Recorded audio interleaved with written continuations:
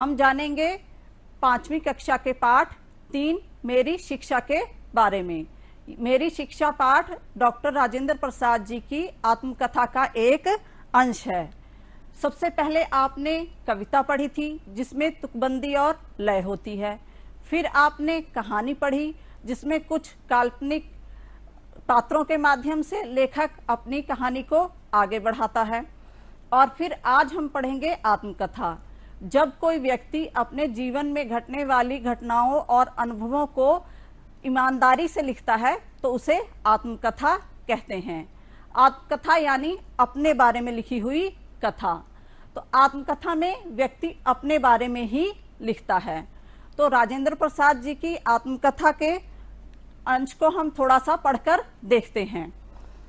5वें या 6ठे बरस में मेरा अक्षरारंभ कराया गया। उस समय की प्रचलित प्रथा के अनुसार अक्षरारंभ मौलवी साहब ने बिस्मिल्लाह के साथ कराया था। जिस दिन अक्षरारंभ हुआ मौलवी साहब आए, मिठाई बांटी गई। हम 3 विद्यार्थी उनके सुपुर्द किए गए, एक मैं और दूसरे 2 अपने कुटुंब के ही चचेरे भाई। तो इस तरह से आपने देखा कि इसमें मैं, मेरा, हम, अपने शब्दों का प्रयोग हुआ है। तो आत्मकथा इसी तरह से लिखी जाती है। तो आत्मकथा के बारे में और जानने से पहले हम राजेंद्र प्रसाद जी के बारे में जान लेते हैं। डॉक्टर राजेंद्र प्रसाद जी का जन्म सन 1884 ईस्वी में हुआ था। वे स्वतंत्र भारत के प्रथम राष्ट्रपति थे। उन्होंने स्वतंत्रता आंदोलन में बढ़ चढ़कर हिस्सा लिया। इन्होंने ये कुशल वक्ता, प्रशासक और साहित्यानुरागी थे। वक्ता मतलब बोलने वाला, यानी कि वो बहुत अच्छा भाषण देते थे। वो अपने बात कहने में बहुत ही कुशल थे। प्रशासक मतलब कि वो बहुत अच्छा शासन करना जानते थे। जैसा कि हमने जाना कि वो हमारे देश के पहले राष्ट्रपति थे, तो मतलब उन्होंने हमारे देश का शासन चलाया था। तो इसलिए वो बहुत ही, उन्होंने जब वो राष्ट्रपति थे तो ऐसे ऐसे कार्य किए जिनकी की आज भी मिसाल दी जाती है। साहित्य अनुरागी मतलब साहित्य से प्रेम करने वाले। वे हिंदी, अंग्रेजी, फारसी, उर्दू और बांग्ला भाषा के ज्ञाता थे। वे इन सभी भाषाओं में बहुत अच्छा व्याख्यान दे सकते थे, मतलब भाषण दे सकते थे, अपनी बात दूसरों तक पहुंचा सकते थे। उन्होंने अपनी आत्मकथा के अतिरिक्त भी बहुत सारी किताबें लिखी हैं। वे लोगों को बहुत प्रिय थे, इसलिए उनको देश रत्न या फिर राजेंद्र बाबू कहकर भी पुकारा जाता था। और उन्होंने हमारे संविधान के निर्माण में भी बहुत अहम भूमिका निभाई है। वे 12 वर्षों तक हमारे देश के राष्ट्रपति रहे। सन 1962 में उन्होंने अपने इस पद से अवकाश ग्रहण किया। अवकाश ग्रहण करने के बाद भारत सरकार ने उन्हें भारत रत्न पुरस्कार से नवाजा। इनकी मृत्यु सन 1963 में हुई। तो अब हमने राजेंद्र प्रसाद जी के बारे में जान लिया। आइए अब हम इनकी आत्मकथा का जो अंश हमारी किताब में है उसके बारे में जानते हैं। तो 5 या 6 बरस की उम्र में राजेंद्र प्रसाद जी का अक्षरारंभ उस समय की प्रचलित प्रथा के अनुसार बिस्मिल्लाह के साथ कराया गया। मौलवी साहब ने करवाया। अक्षरारंभ मतलब अक्षर पढ़ने की शुरुआत। प्रथा जो हमारी मान्यताएं पहले से चली आ रही हैं उन्हें हम प्रथा कहते हैं। बिस्मिल्लाह मतलब किसी कार्य का शुभारंभ, जो हम शुरुआत करते हैं उसे बिस्मिल्लाह कहते हैं। और मौलवी जो कि उर्दू या फारसी पढ़ाते हैं उन्हें मौलवी कहा जाता है। और मौलवी साहब के सुपुर्द एक तो राजेंद्र प्रसाद और उनके 2 और चचेरे भाई किए गए। सुपुर्द मतलब सौंपना, चचेरे भाई जो चाचा के बच्चे होते हैं उनको चचेरे भाई कहते हैं।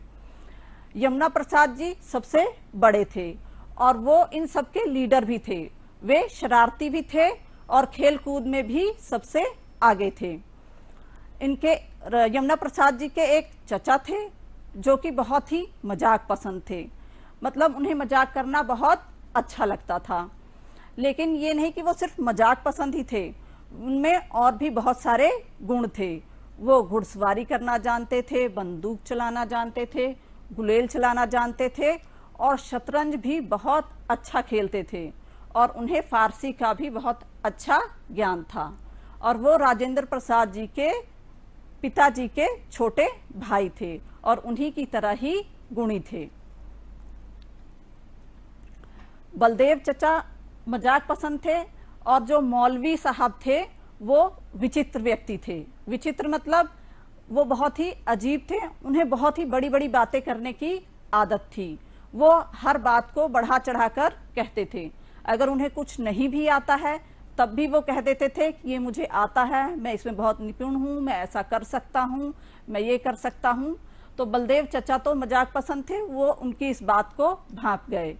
वो मौलवी साहब को अपनी बातों में फंसा लेते थे और उनको शतरंज खेलने के लिए मना लेते थे। और मौलवी साहब कभी भी शतरंज में चचा से नहीं जीत पाए। लेकिन बच्चों के लिए ये मजाक का विषय हो गया था। वो सब इस पूरे प्रकरण को, इस पूरे खेल को बहुत ही कौतूहल से देखते थे। कौतूहल मतलब उत्सुकता से देखते थे और बच्चों को इस सब में बहुत मजा आता था। तो इसी तरह राजेंद्र प्रसाद जी और उनके भाइयों की पढ़ाई मजाकों के बीच चलती रही। फिर दूसरे, क्योंकि बच्चे बहुत ज्यादा सीख नहीं रहे थे, इसलिए दूसरे मौलवी साहब को बुलाया गया। दूसरे मौलवी साहब बहुत ही गंभीर व्यक्ति थे और अनुशासन प्रिय थे। वे बच्चों को अनुशासित रखते थे और पढ़ाते भी अच्छा थे। और बृहस्पतिवार की दोपहर से लेकर शुक्रवार की दोपहर तक फारसी की छुट्टी रहती थी। उस बीच में बच्चों को गणित सिखाया जाता था और बच्चों को खेलने कूदने के लिए भी समय दिया जाता था। बच्चे सुबह उठते के साथ ही मौलवी साहब के साथ पास पढ़ने के लिए पहुंच जाते थे। मौलवी साहब वहीं पर एक कोठरी में रहते थे और सभी बच्चे वहीं पर आंगन में बैठकर पढ़ते थे। आंगन में तख्तपोश पर बैठकर पढ़ते थे। तख्तपोश एक लकड़ी की चारपाई की तरह ही होता है, लेकिन चारपाई रस्सी से बुनी हुई होती है और तख्तपोश पर लकड़ी के फट्टे लगे होते हैं जो कि बहुत ही मजबूत होते हैं। और बच्चों को याद करने के लिए सबक दिया जाता था और जब बच्चे याद करके सुना देते थे तो उन्हें नया सबक याद करने के लिए दिया जाता था। और सूर्योदय होने पर नाश्ते के लिए बच्चों को छुट्टी दी जाती थी। बच्चे अपनी माँ के पास जाकर नाश्ता करते थे और नाश्ता करने के लिए प्राय आधे घंटे की छुट्टी दी जाती थी। ये नहीं कि बच्चे खेलते कूदते रहें, नहीं, उन्हें बस आधे घंटे के लिए ही नाश्ता करने की छुट्टी मिलती थी। फिर सुनाना होता था और सबक सुनाने के बाद बच्चों को तख्ती पर काम करने के लिए दिया जाता था। तख्ती लकड़ी की बनी होती थी। जैसे बच्चों आपने स्लेट देखी होगी, स्लेट पर आप चौक से लिखते हैं, तख्ती पर भी लिखा जाता था, लेकिन उसे साफ करने के लिए उसे पानी से धोना पड़ता था। फिर तख्ती पर काम करने के बाद बच्चों को नहाने और खाने की छुट्टी दी जाती थी। ये प्राय 1.5 घंटे की छुट्टी होती थी। बच्चे नहाकर और खाना खाकर वहीं तख्तपोश पर सो जाते थे। और मौलवी साहब वहीं पर चारपाई पर सोते थे और फिर नहाने और खाने के बाद उनको दूसरा सबक याद करने के लिए दिया जाता था और सबक सुनाने के बाद ही बच्चों को खेलने के लिए छुट्टी दी जाती थी। शाम को बच्चों को जल्दी नींद आने लगती थी और अगर मौलवी साहब पलक झपकाते हुए देख लेते तो बच्चों को मार पड़ती थी। तो इसलिए बच्चे क्या करते थे, जल्दी छुट्टी के लिए उपाय सोचते थे। लेकिन इनके नेता या कह लो यमुना प्रसाद जी थे, तो वही छुट्टी का उपाय करते थे। वो शरारती भी थे, खेलों में आगे भी थे और सब कुछ वही करते थे। तो छुट्टी का उपाय भी यमुना प्रसाद जी ही करते थे। वे दिए में एक रेत की पोटली रख देते थे। जिससे कि रेत जो है वो तेल को सोख लेती थी और दिया जल्दी बुझने लगता था। तो दिया जल्दी बुझने लगता था तो फिर मौलवी साहब दाई माँ को डांटते थे कि तुमने दिए में तेल कम क्यों डाला, और फिर मौलवी साहब को मजबूर होकर बच्चों की छुट्टी करनी पड़ती थी। तो जितना भी फारसी का ज्ञान हुआ, राजेंद्र प्रसाद जी बताते हैं कि उन्हीं मौलवी साहब के कारण हुआ। और फिर राजेंद्र प्रसाद जी को अंग्रेजी पढ़ने के लिए छपरा जाना पड़ा। छपरा जब वो जाने लगे तो उन्हें मौलवी साहब से बिछड़ने का बहुत दुख हुआ, और मौलवी साहब को भी बच्चों से बिछड़ने का बहुत दुख हुआ। अब हमने इस पाठ से क्या क्या सीखा? हमने इस पाठ से सीखा कि शिक्षा में अनुशासन का बहुत महत्व है। बच्चों, आपने देखा कि पहले वाले मौलवी साहब अनुशासित नहीं थे, तब बच्चे भी अच्छा नहीं सीख रहे थे और उन्हें पढ़ने में भी मजा नहीं आ रहा था। और जब दूसरे मौलवी साहब आए, वो अनुशासित थे और उन्होंने बच्चों को बहुत कुछ सिखाया, और बच्चे उनसे बाद में बहुत खुश भी हुए क्योंकि उन्होंने सीखा। तो इसी तरह से जैसे आप लोगों को स्कूल में घर से करने के लिए काम दिया जाता है, जो बच्चे अनुशासित होकर रोज का काम रोज करते हैं वो बहुत अच्छा सीखते हैं, और जो बच्चे अच्छे से रोज का काम रोज नहीं करते हैं वो उतने अच्छे से नहीं सीख पाते हैं। और जो बच्चे अनुशासन में रहते हैं वे अपने सारे काम समय पर करते हैं। जैसे कि आपने देखा होगा, सूर्य अपने समय से आता है और समय से जाता है, चंद्रमा अपने समय से आता है और अपने समय से जाता है, और सभी ऋतुएं भी अपने समय से आती हैं और अपने समय से जाती हैं। और घड़ी जो कि हम हमेशा देखते रहते हैं वो टिक टिक करते हुए बिल्कुल अपने समय से चलती है और समय से आगे बढ़ती है। तो हमें भी उसी तरह से सभी काम अनुशासित होकर बिल्कुल समय से करने चाहिए। जो व्यक्ति अपना काम अनुशासन से करता है वो बहुत ही तरक्की करता है। विद्यार्थियों को चाहिए कि सुबह जल्दी उठें और सुबह उठकर अपने सारे काम जल्दी निपटाएं और समय से स्कूल पहुंचें, और फिर स्कूल से घर जाएं और समय से घर पहुंचे, ये नहीं कि रास्ते में खेलने लग जाएं, और फिर समय से अपना खाना खाएं और स्कूल का काम करें और फिर खेलें कूदें, और फिर शाम को समय से सो जाएं, क्योंकि समय से सोएंगे तभी समय से उठेंगे और अपना सारा काम समय से करेंगे और जीवन में तरक्की भी करेंगे। शिक्षा के साथ खेल कूद भी जरूरी है, हमने यह भी जाना। आपने देखा कि उस समय भी बच्चों को खेलने के लिए समय दिया जाता था। ये नहीं है कि आप बस पढ़ो पढ़ो पढ़ो, खेल कूद भी हमारे लिए उतने ही जरूरी हैं जितनी कि हमारे लिए पढ़ाई जरूरी है। खेलने से शरीर में स्फूर्ति आती है, रक्त संचार सही होता है, और हम अपने सभी कामों को सही से करने के लिए भी खेलों से ही सीखते हैं। जैसे आपने देखा होगा, खेलों में कुछ बच्चों की टीम होती है, एक साथ खेलते हैं और फिर वो आपसी सहयोग सीखते हैं, अपनी टीम के लिए सहयोग करते हैं और सहयोग से ही आगे बढ़ते हैं। और इसके साथ साथ वो अनुशासन भी सीखते हैं कि एक साथ मिलकर कैसे अनुशासन में रहकर हम खेलेंगे तो आगे बढ़ेंगे। और खेल हमारे जीवन का अभिन्न अंग है, तो इसीलिए जैसे जैसे हम पढ़ेंगे और हम अपने जीवन में खेलों को भी साथ में रखेंगे तो हम बहुत अच्छा सीखेंगे, क्योंकि एक स्वस्थ शरीर के लिए खेलों का होना बहुत जरूरी है। जब हम बीमार होते हैं तो हम उतने अच्छे से नहीं सीख पाते हैं जितने अच्छे से हम स्वस्थ रहते हैं तब सीख पाते हैं। तो इसलिए खेलों का हमारे जीवन में बहुत ही महत्व है, और ये बात हमें राजेंद्र प्रसाद जी की आत्मकथा से भी पता लगती है। झूठे दावे मजाक का कारण बनते हैं। आपने देखा कि जो पहले वाले मौलवी साहब थे वो बहुत ही झूठ बोलते थे, हर चीज में अपना दावा, मैं ये कर सकता हूँ, मैं वो कर सकता हूँ, मैं शतरंज खेल सकता हूँ। तो लोग उनकी बात को समझ जाते थे कि इनका दावा जो है वो झूठा है, और फिर वो उनसे मजाक करते थे और वो उन मजाकों में दूसरों के लिए उपहास का कारण बनते थे। तो इसी तरह से बच्चों, आपको भी ऐसे दावे नहीं करने हैं। आपको दूसरों के लिए मजाक का कारण नहीं बनना है। आपको जो आता है अपनी बात मजबूती से कहनी है, और जो नहीं आता है उसको मान लेने में कोई बुराई नहीं होती है। अब हम जानते हैं, यह उन दिनों की बात है, उन दिनों मतलब 1890 के आसपास।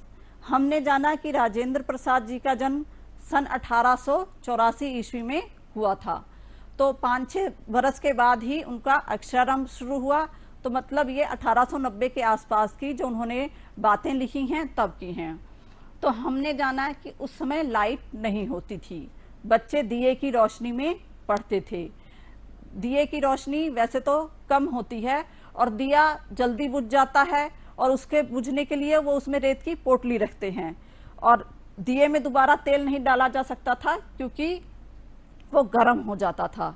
तो लेकिन आजकल तो आप सबके लिए सुविधा है, आप सब लाइट में पढ़ते हैं, और जहां पर लाइट नहीं होती है लोग सोलर लाइट का भी प्रयोग करते हैं, जिसे धूप में रख देते हैं, वो चार्ज हो जाती है और वो उसका प्रयोग करते हैं। और साथ ही हमने जाना कि उस समय बच्चे तख्ती पर काम करते थे। तख्ती लकड़ी की ही स्लेट की तरह बनी होती थी, और उसको साफ करने के लिए धोना पड़ता था और फिर धोकर उस पर काम करते थे। उस समय इतना कागज उपलब्ध नहीं था। आप सब तो कॉपी पे लिखते हैं और बहुत अच्छे से लिखते हैं, लेकिन कुछ बच्चे इन कॉपियों को खराब भी करते हैं। एक पन्ना छोड़ा, एक पे लिखा, एक पन्ना छोड़ा, एक पे लिखा, जो कि सही नहीं है। हमें कॉपी को खराब नहीं करना चाहिए, क्योंकि ये बहुत ही मुश्किल से बनती है। और उस समय बच्चे तख्ती पर काम करते थे और उसको साफ करने में कुछ तो खेल में भी लग जाते थे, लेकिन फिर भी उसमें उनका समय बहुत लगता था। और अब आपका समय तो बिल्कुल भी खराब नहीं होता, आप लोग कॉपी बदलकर और एक भर जाती है और दूसरी ले लेते हैं। और हमने उस समय के कुछ खेलों के बारे में भी जाना, जैसे बलदेव चचा जो थे वो शतरंज खेलते थे, घुड़सवारी, गुलेल चलाना और इस तरह के खेल खेलते थे। लेकिन आज के समय के खेल उससे अलग हैं। आज हम क्रिकेट खेलते हैं, हॉकी खेलते हैं, बैडमिंटन खेलते हैं, फुटबॉल खेलते हैं। तो समय के साथ साथ चीज़ों में परिवर्तन आता है। तो इस आत्मकथा से हमें उस समय की बातें पता चलती हैं जो उस समय 1890 के आसपास होती थी। उस समय के बच्चों का बचपन कैसा था। और आपने देखा राजेंद्र प्रसाद जी का अक्षरारंभ उनके घर पर हुआ, वो स्कूल नहीं गए। शुरुआत में उन्होंने घर पर पढ़ाई करी। क्यों? क्योंकि उस समय इतने स्कूल नहीं होते थे। उस समय बच्चों की जो शुरुआती शिक्षा है वो उनके घर पर होती थी। आज तो स्कूलों की संख्या बहुत हो गई है। 1 किलोमीटर पर जाओ तो आपको 2-3 सरकारी या प्राइवेट स्कूल बहुत सारे दिख जाते हैं, लेकिन तब ऐसा नहीं था। और बच्चों की शिक्षा उनके घर पर होती थी, या फिर उनको पढ़ने के लिए जैसे अंग्रेजी पढ़ना था तो दूर छपरा जाना पड़ा। तो उसी तरह से उस समय स्कूलों की संख्या कम होने के कारण इतनी ज्यादा साक्षरता भी नहीं थी। तो बच्चों, आइए अब हम इस पाठ में आए कठिन शब्दों के बारे में जानते हैं। देखिए, पहला है प्रथा। प्रथा मतलब जो हमारे पुराने समय से चली आ रही मान्यताएं हैं, उनको हम प्रथा कहते हैं। फिर है कुटुंब। कुटुंब मतलब परिवार। आपका जैसे चाचा ताऊ ये सब आपके कुटुंब के लोग हैं, आपके परिवार के लोग हैं। विचित्र। विचित्र मतलब अजीब। आपने कुछ अजीब चीजें देखी होंगी तो उन्हें हम हिंदी में विचित्र भी कह सकते हैं। फिर है उत्साह। उत्साह मतलब जोश। आप उत्साहित हो जाते हैं किसी भी काम करने के लिए, आपको कुछ कहा जाता है तो आप बहुत ही उत्साह से करते हैं। फिर है कौतूहल। कौतूहल मतलब उत्सुकता। कहीं भीड़ लगी होती है तो हम लोगों को जानने की इच्छा होती है, कौतूहल होता है कि वहां पे क्या हो रहा है। तो कौतूहल मतलब उत्सुकता। तख्तपोश, लकड़ी का बना हुआ चारपाई जैसा ही बेड होता है जिस पर कि लोग बैठते हैं या फिर और अपने जो काम करने हैं वो करते हैं। सूर्योदय मतलब सूर्य का निकलना, तो उसे कहते हैं सूर्योदय।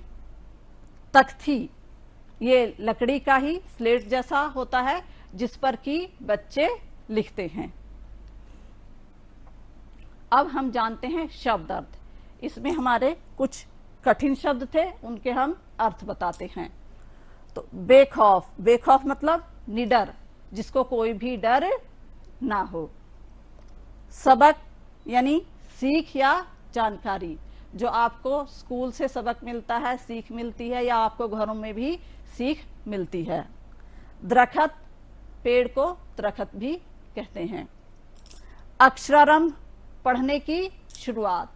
जब हम जब हम स्कूल में एडमिशन लेते हैं और हम पढ़ना शुरू करते हैं तो उसे अक्षरारंभ भी कहेंगे। बिस्मिल्लाह, शुभारंभ, किसी भी काम की शुभ शुरुआत को बिस्मिल्लाह कहते हैं। सुपुर्द मतलब सौंपना। अब विलोम शब्द हैं, तो इसमें जो हैं ये शब्द दिए गए हैं और ये इनका विलोम। विलोम मतलब हमें उस शब्द का बिल्कुल उल्टा अर्थ वाला शब्द जो है वो लिखना है। जैसा छोटे बड़े, ये तो आप बहुत अच्छे से जानते हैं। आप सभी अपने स्कूल में पेंसिल लेते हैं और एक दूसरे की नापते हैं, मेरी बड़ी है, मेरी छोटी है, तुम्हारी छोटी है, मेरी बड़ी है। तो ये सब तो आप बहुत अच्छे से पहचानते हैं, छोटे बड़े। इधर उधर, हम लोग अक्सर कहते हैं ना, इधर आओ, नहीं नहीं उधर जाओ। अपना पराया, जो चीज मेरी है वो अपनी, जो दूसरे की वो पराया। नया पुराना, आप नए कपड़े पहनकर बहुत खुश होते हैं और जब थोड़ा पुराने पहनते हैं तो थोड़ा कम खुशी होती है। तो नया और पुराना भी आप बहुत अच्छे से जानते हैं। कोमल कठोर, कोमल कोई नरम सी चीज और कठोर बहुत ही सख्त। जय जीत, जैसे आप खेलों में खेलते हुए जीत और हार करते हैं तो जय पराजय, जय मतलब जीत, पराजय मतलब हार। चढ़ना, जब हम सीढ़ियों पर ऊपर जाते हैं तो उसे कहेंगे चढ़ना। उतरना, जब हम सीढ़ियों से नीचे आते हैं तो उसे कहते हैं उतरना। आना, जैसे हम बाहर से घर आते हैं तो आना, और जाना, हम अपने घर से कहीं और को जाते हैं तो उसे कहेंगे जाना। तो अब हमारा है एक शब्दों का पिटारा, शब्दों का ये खेल है। इस खेल को आप अपने भाई बहन के साथ खेल सकते हैं, अपने दोस्तों के साथ खेल सकते हैं, अपने मम्मी पापा के साथ भी खेल सकते हैं। तो इसमें 2 लोग भी हो सकते हैं और 2 से ज्यादा लोग भी हो सकते हैं। तो उसके लिए आप क्या करेंगे, जैसे मैंने पहला शब्द लिया है गुलेल, क्योंकि ये हमारी किताब में था, ये एक खेल होता है। तो मैंने पहला शब्द लिया है गुलेल, आप किसी भी शब्द से शुरू कर सकते हैं जैसे आप दूसरे खेलों को करते हैं। तो इसमें क्या करना है कि जब ये आखिरी शब्द खत्म होगा उसी से आपको नया शब्द आखिरी वर्ण से आपको नया शब्द बनाना है। तो चलिए देखते हैं। जैसे हमारा है पहले गु ले ल, तो अब हमने इनको अलग अलग किया, गु अलग, ले अलग, ल अलग। तो हमारा आखिरी वर्ण क्या है, ये देखिए ल, आखिरी वर्ण है ल। तो हम अगला जो शब्द बनाएंगे वर्ण से वो हमारा ल से बनेगा। तो हमने यहाँ क्या बनाया है, मान लो ये पहली टीम ने बनाया और ये दूसरी ने, तो दूसरी ने क्या बनाया, लोहा। तो लोहा में कैसे लिखा जाएगा, लो और जमा हा। तो हा जो है हमारा आखिरी वर्ण है। तो अब आखिरी वर्ण से हमें अगला वर्ण बनाना है। तो देखिए अगला है हमारा वर्ण हा। तो हा से हमें अगला शब्द बनाना है। तो क्या बनाया हमने, पहली टीम ने बनाया फिर से हाथी। तो अब हम इनको अलग अलग करेंगे, हा अलग और थी अलग। तो अब हमारा आखिरी वर्ण जो है इसमें वो है थी, यानी था। तो हमने फिर आगे बनाया था से थर्मस। आप सब लेके जाते हैं ना स्कूल, आप सब अच्छे से जानते हैं। तो थ र म स। तो अब इसमें आखिरी वर्ण क्या है, स। तो अगली टीम जो है वो स से बनाएगी। तो स से सूरज, सू, स पे बड़े मतलब सूरज। तो अब आखिरी वर्ण क्या है इसमें हमारा ज। तो इस तरह से इस खेल को आप अपने बहन भाई दोस्तों के साथ बहुत अच्छे से खेल सकते हैं। अब है हमारा अगला भाषा के रंग। अब इसमें ये हमारे अलग अलग शब्द लिखे हुए हैं, जैसे कोठरी, करते, रहा, में, वे, एक, थे। लेकिन इसका क्या मतलब बन रहा है? कुछ नहीं। जब तक एक सही क्रम में नहीं होंगे तो इसका कोई मतलब नहीं बनेगा। तो जब कोई मतलब नहीं बनेगा तो फिर ये समझ में ही नहीं आएगा कि आखिर लिखा क्या है। तो ये हमने ये जो वाक्य लिखा है ये हमने अपनी किताब में पढ़ा है। तो इसको अब हम सही करते हैं। देखिए कैसे करेंगे। वे यहां हम ले आए, एक, कोठरी, में, रहा, करते, थे। तो ये बन गया वे एक कोठरी में रहा करते थे। तो बच्चों अब अगला देखते हैं हम, इसमें क्या है। समय भी था खेलने के लिए कूदने दिया जाता। तो ये क्या लाइन थी हमारी, याद करो जरा। हाँ देखिए, खेलने कूदने के लिए भी समय दिया जाता था। आया ना मजा बनाने में। तो अब देखते हैं। आधा, प्राय, मिलती, छुट्टी, घंटे की थी। कैसा लग रहा है? नहीं समझ में आया? तो अब हम इसे सही करते हैं। प्रायः, आधा, घंटे की, छुट्टी, मिलती थी। तो ये हमारा बन गया प्रायः आधा घंटे की छुट्टी मिलती थी। तो अब आगे देखिए। चारपाई, साहब सोते पर मौलवी थे। तो ये तो याद ही होगा आपको, जैसे चारपाई पर मौलवी साहब सोते थे। तो ये हमारा बन गया चारपाई पर मौलवी साहब सोते थे। तो अब देखिए, अब हमारा अगला क्या है। धीरे धीरे, तरह तरह। यहां एक ही शब्द की आवृत्ति बार बार हुई है। इस प्रकार के 5 शब्दों के जोड़े पुस्तक से ढूंढकर लिखिए। तो इस तरह के शब्द कहाँ मिलेंगे जो एक ही जैसे दो दो हों, एक जैसे जो हैं। ये हमें अक्सर कविताओं में मिलते हैं। तो आप अपनी किताब में ढूंढेंगे, आपको ऐसे बहुत से शब्द मिलेंगे। तो आप अपनी कॉपी में इसे करेंगे। बेखौफ शब्द में बे उर्दू का उपसर्ग जुड़ा हुआ है। तो बच्चों उपसर्ग जो आगे आता है तो इसी तरह से है बेदाग, बेकसूर, बेघर, बेवजह, बेहिसाब, बेमिसाल। तो बेदाग मतलब जिसमें कोई दाग ना हो, बेकसूर जिसका कोई कसूर ना हो, बेघर जिसका कोई घर ना हो, बेवजह जिसकी कोई वजह ना हो, बेहिसाब जिसका कोई हिसाब ना हो, बेमिसाल जिसकी कोई मिसाल ना दी जा सके। अब ये हैं प्रश्न। बालक राजेंद्र प्रसाद का अक्षरारंभ किसने कराया था? तो आप सभी जानते हैं मौलवी साहब ने कराया था। उनके साथ कौन कौन पढ़ता था? वो और उनके 2 चचेरे भाई। मौलवी साहब और दूसरे मौलवी साहब में क्या अंतर था? पहले वाले मौलवी साहब विचित्र थे, बातूनी थे, और दूसरे वाले मौलवी साहब गंभीर थे और अनुशासित थे।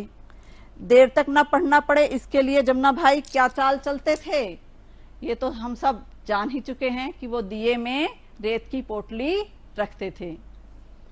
अब ये आपको कुछ अपने आप से काम करने हैं, लेकिन आप जानते भी हैं आपका अक्षरारंभ किस उम्र में और कैसे हुआ था। तो ये सब आप अच्छे से जानते हैं, क्योंकि ये तो आपकी ही अपनी ही बात है। जैसे आत्मकथा में लिखा गया है, आप भी लिख सकते हैं। आप अपने स्कूल में कौन कौन से विषय पढ़ते व सीखते हैं, तो ये सब आपको भी पता है अपने स्कूल के विषय के बारे में। आपको कौन सा विषय सबसे अच्छा लगता है और क्यों, तो ये भी आप अपनी तरह से लिख सकते हैं कि आपको कौन सा विषय पसंद है। डॉक्टर राजेंद्र प्रसाद भारत के प्रथम राष्ट्रपति थे। उनकी आत्मकथा पढ़िए। ये आप अपनी लाइब्रेरी से पढ़ सकते हैं, आपकी स्कूल में लाइब्रेरी में होगी। सपने वो नहीं जो आप सोते वक्त देखते हैं, सपने वो होते हैं जो आपको सोने नहीं देते। यह प्रसिद्ध वाक्य भारत के एक पूर्व राष्ट्रपति का है। पता कीजिए कौन थे। तो ये सब आप पता कर सकते हैं कि भारत के पूर्व राष्ट्रपति के बारे में। मैं बता भी सकती हूँ कि वो उनको मिसाइल मैन ऑफ इंडिया भी कहा जाता है।